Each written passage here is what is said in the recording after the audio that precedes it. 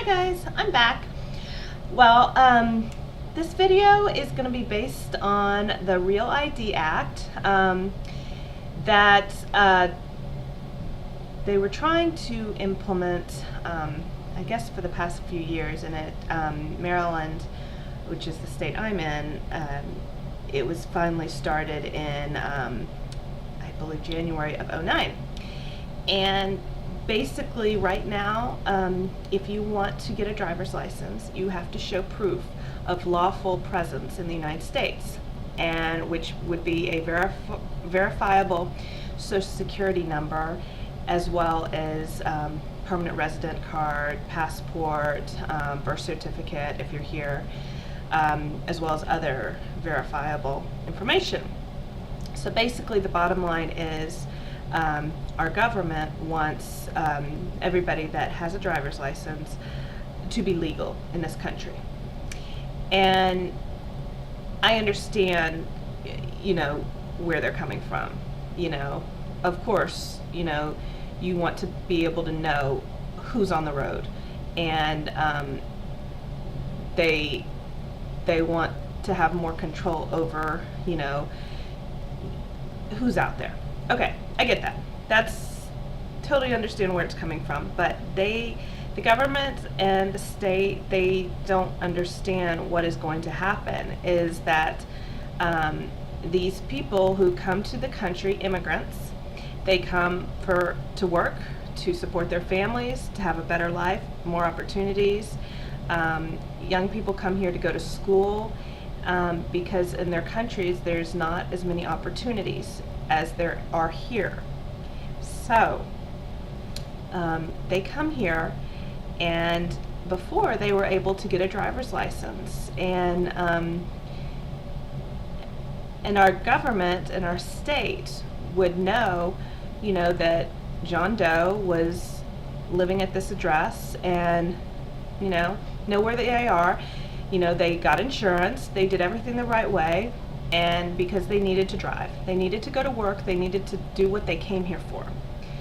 But now they're trying to put a stop to that, and they are encouraging people to drive without insurance, to drive without a license, because they cannot prove that they are here legally. That's the bottom line. Okay, so people who already have a license here, they can renew it without showing that extra documentation until I believe 2015. After that point, they're going to have to show that extra documentation. So if you already have a valid license in the state of Maryland, you can renew it up until that date and not have to show the extra documentation. However, if you renew it, you're not going to be able to, if you can't show that other documentation, you can't board U.S. commercial flights and enter government buildings using that ID, because the Real ID Act, it's based on several different issues, but one of it is that it's going to have some kind of marking on it that that will show the officials that this is Real ID compliance. So anyways, what do I think about this? I think it's the most ineffective way to go about this. People come here for a better life, as I said, to support their families, to make money, and for better opportunities. They come here to work, and not everybody lives within walking distance. They have children here, they need to take their kids to school, they need to work. Okay, they're still going to drive, but the only difference now is that they are going to drive without a license. They are going to drive probably without insurance, because it's not going to be documented. So it's going to encourage people to drive without insurance, without a license. If they get into an accident, you think they're going to stay? No, they're going to run away.